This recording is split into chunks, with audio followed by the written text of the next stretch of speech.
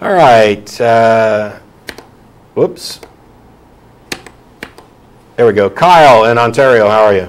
Or Kylie. Good. Kylie. Yeah, it's Kylie. Hi, Kylie. Sorry, I've got a little bit of a cold, so I'm a little bit hoarse. But yeah, I had a question about presuppositional apologetics. Mm-hmm. And I know you've dealt with this a little bit with Psi. Mm-hmm. And I was wondering if, in your opinion, is it worth the time to Nope. actually engage with those people? No? Nope. And that's, Okay. if you watch the Psi debate, and you don't even have to watch the whole thing, you can just like fast. No, I watched it, yeah. Yeah, my closing remarks at the end of that was basically an announcement of why I don't think it's worthwhile for anyone to ever engage with them at all, because they are not actually interested in debate. They are certainly not interested in an honest discussion about this. They are convinced that they have the truth, that they cannot possibly be wrong. And in Psi's case, where he talks about how he won't engage in Bible studies with professed atheists. Right. Who the hell are you supposed to be engaging in Bible studies with? Exactly. I mean, how do you convert a professed atheist if your foundation is the Bible and yet you're not willing to discuss the Bible with them? Right. Yeah. Well, that's kind of I've had some experience with, I think you know who he is, Matt Slick. He's over in our area. He's local to me. I've actually met him in person. He's actually kind of a nice guy in person. I thought he was in Colorado. No, he's in Idaho. I'm right on the border of Idaho, so. But I mean, in person, he's actually a pretty nice guy. But he uses the whole tag argument on me, and at that point, I really didn't know what it was, and so I was like, But so now I've kind of gone and studied it, and I'm thinking, what is the point of engaging with somebody if this is what they're going to use to try?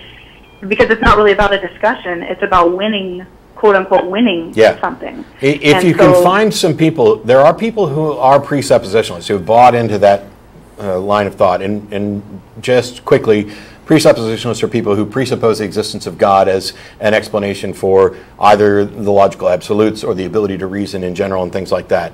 Mm-hmm. They are, in my opinion, violating Occam's razor by presupposing a new thing and on top of the things that we would normally presuppose, like the primacy of existence and the reliability of reason. And if that confused you when I gave the summary, don't worry about it. It's not really worth the time. But there are those who, can be reached. Because quite frankly, I'm not convinced there's a single person on the planet who has actually come to belief on the basis of tag or presuppositionalist arguments. Yeah. Instead, these are the arguments that they think should be convincing, which already demonstrates a hypocrisy on their part. They don't believe because of this. They use this argument because they believe. Right. And that is, that's worth exposing. And if you want to really be mean, you can ask Matt why his daughter's an atheist. Yeah. Oh, well, actually, we did have kind of a little bit of a discussion about that, and he said that it was because she had been rebellious and stubborn and strong-willed all her life, and God gave her over to her rebelliousness. God gave her over to reprobate mind. Okay, cool. Well, the thing is, I read her coming out blog post. Yeah, I did read that. And while it may be true that she was rebellious and stubborn, that was the way God made her. The other thing is, I didn't see that in her post. What I saw was someone actually arguing articulately and demonstrating that they had thought about this sincerely. This is not, this just doesn't seem to phase. Now, it doesn't matter. I was mostly joking because it's not like what somebody's kid doesn't have a bearing on the validity of their parents' argument. I kind of found it, kind of enlightening that the people who are engaged in what I consider to be dishonest apologetics, where they're not actually concerned or don't appear to be concerned with having a conversation that could lead to an understanding. Right. To have one of their own kids actually speak about why she doesn't believe was interesting to me. Well, it was interesting. I went and met with him and had a conversation with him, and he was extremely different in person and when there wasn't somebody listening. So I think a lot of his bravado and all that is just, the entertainment value of having a show and all that. Because I didn't find him as disagreeable in person as he is when he talks and has debate. So, and see, that may be the case across the board because, it's a lot different when you're engaged in a one-on-one conversation with somebody. Mm-hmm. Yeah, I definitely. One thing that I have learned a lot, because after having the conversation with him, I went back and did my research, and I understand the presuppositional position, at least at some point, and I had really no idea what Calvinism was either at that point. So now I kind of have an understanding of that, which is a whole other can of worms. But I actually was going to ask, just out of curiosity, when you were a Christian, were you a Calvinist, or were you? No. No. Okay. So the weird thing about Southern Baptists is that there's a little crossover there, where there are some aspects of Calvinism where, but it's kind of muddied. And so while I certainly believed that there were God's chosen elect, the position was more along the lines of, you don't know who those people are, and they all have free will, and you are instructed in the Great Commission to go out and witness to people so that the Holy Spirit can work through you to lead the elect to God.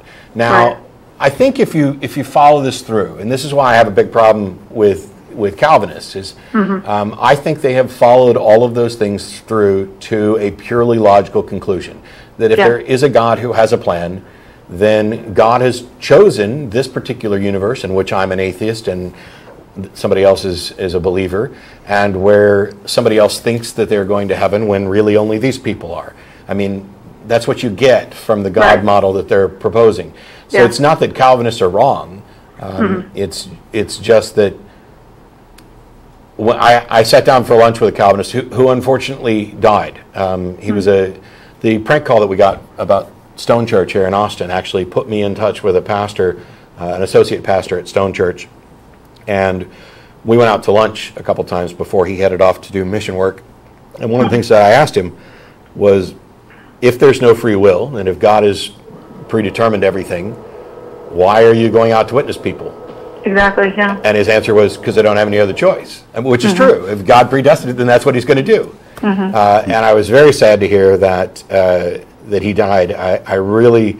Part of me wanted, as soon as I heard about it, to reach out to his widow, who I'd never met, and let her know that, there's a godless heathen in town that had great conversations with her husband and wishes that he'd come back safely. On the other hand, somebody has died, and I don't want to go barging into their grieving process when they don't have a clue who I am. Yeah. So. Well, after I've been studying Calvinism, it almost makes more sense to me in terms of if you're taking the Bible literally. So I can kind of appreciate where they're coming from in terms of they've followed a lot, like you said, a lot of the things through to the logical conclusion of what it would be if they really believed it. So on one hand, I can appreciate that they're trying to be logical, and it seems like a lot of the presuppositionalists are Calvinists too. It seems like almost entirely. Yeah, so it's just been like it, because I grew up in Armenian, I guess you call it, and tradition, and so this stuff was totally foreign to me and totally foreign to what I would even when I was a Christian, I would have thought there's no way that's how really God is. So, it was a little unusual when I first encountered it, and then I realized that it was based on the elements of things that I believed. Yeah, and then you have to say, okay, if you can have two people that look at the Bible and have two totally different conclusions, how does this make any sense at all? So yeah. It's one of the reasons why I've repeatedly had to come to the defense of like Westboro Baptist Church, because while they're atrocious people, they're citing the Bible and they're reading it in its clearest literal sense. And the nicer Christians, who I'd much rather hang out with, who don't advocate for slavery and don't advocate for the killing of homosexuals or that they're deserving of death, they don't have a biblical foundation to actually stand on. Right, it's kind of like the guy you were just talking to, you have to give him some respect that he said, well, if God says it, I believe it. That's at least being consistent. Yeah, I'm happy that I'm willing to acknowledge that Tim, for the most part, seems to be willing to go along with whatever the Bible actually says. It's just that what the Bible actually says is so horrible that nobody in their right mind should go along with it. Would really do it. And that's the thing. Okay. Well, and then the last thing I was going to say, and maybe I don't know if you could even answer this question. I've been trying to find out in the view of Calvinism, because I know there's the concept of the age of accountability, which you're probably familiar with.